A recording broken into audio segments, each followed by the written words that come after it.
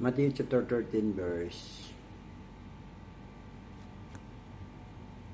10 to 11. Sabi dito, and the disciples came and said unto them, Why speakest thou unto them in parables? He answered and said unto them, Because it is given unto you to know the mysteries of the kingdom of heaven, but to them it is not given. Verse 16, Blessed are your eyes, for the see, and your ears for the hear.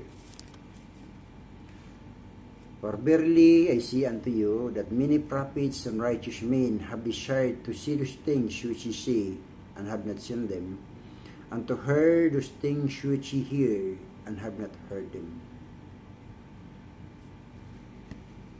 Dito, ang salita ng Diyos ay sinabi.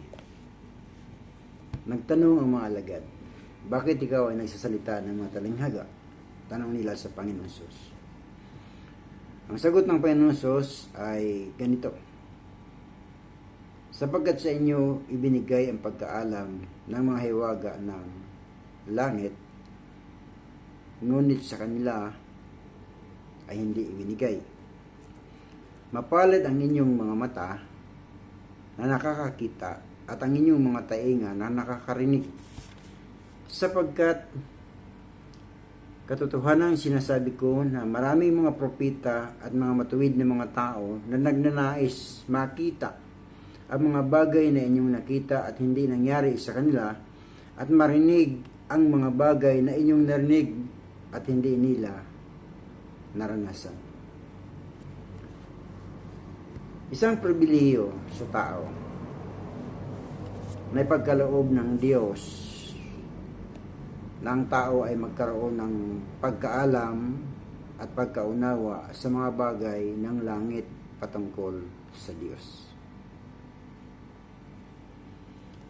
Dagdag pa nito, sinabi ng Panginoon Hesus, mapalad ang inyong mga mata,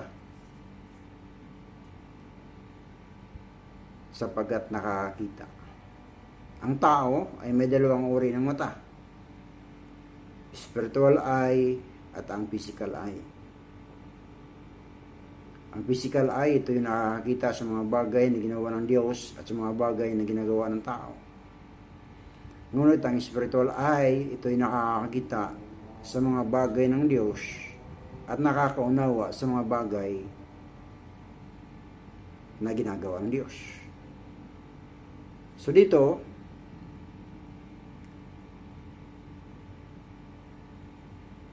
maging ang tainga ay dalawang uri. May physical at spiritual na tainga. Ang Diyos ay espiritu, ayon sa Juan 4:24, at kapag siya ay nangusap, kinakailangan natin ng spiritual earth. Kapag siya ay may ginagawa, kinakailangan natin ng spiritual eye upang ating makita.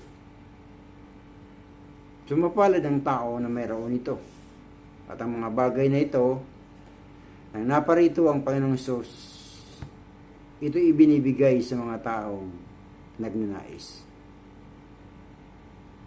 Hindi ito ipinipilit ng Diyos, bagkus ito'y kanyang ipinapahayag, at ang sino mang tatanggap sa kanya ay tatanggapin na magiging bukas ng kanyang matang espiritual upang makita ang espiritual na mga bagay sa pamamagitan ng Espiritu ng Diyos. Kaya hindi naman upang maging bukas ang espiritual na tainga upang marinig ang tinig ng espiritual na mga bagay ng Diyos sa pamamagitan ng Espiritu Santo.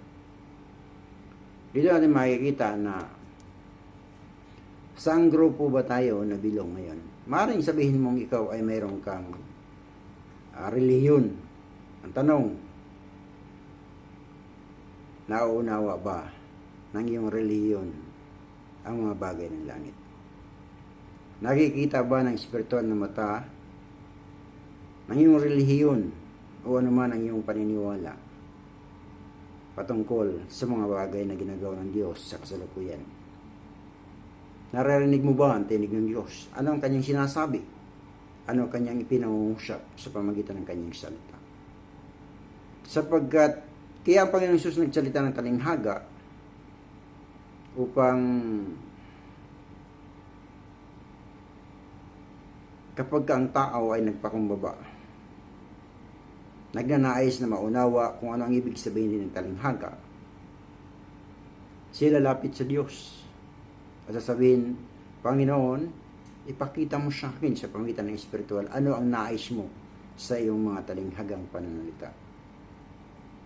Panginoon, ano ang iyong nais sa iyong mga pananalitang espiritual na aking naririnig na talinghaga. At sa pamagitan nito, pagagalingin tayo ng Panginoon, ng Diyos. Kapag ka nagkaroon tayo ng pagnanais na ating makita yung mga bagay na nakita ng kaniyang mga alagad. Ano ang nakita ng kaniyang mga alagad? Katotohanan.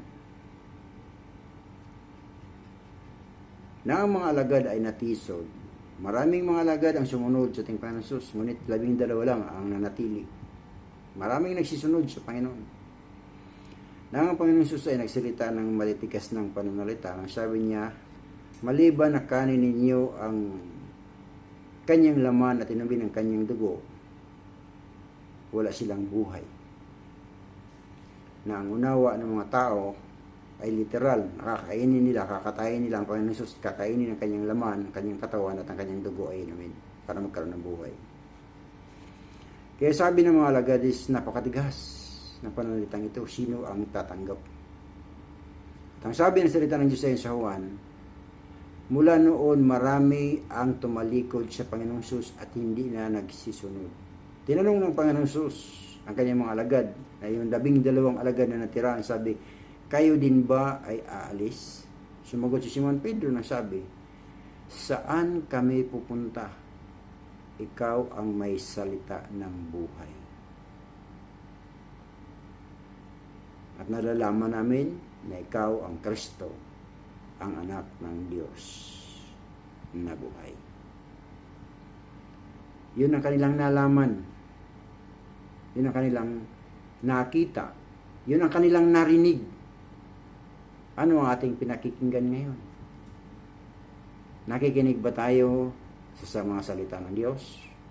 Naririnig ba natin ang tinig ng Diyos kung paano siya nangungusap? Kaibigan,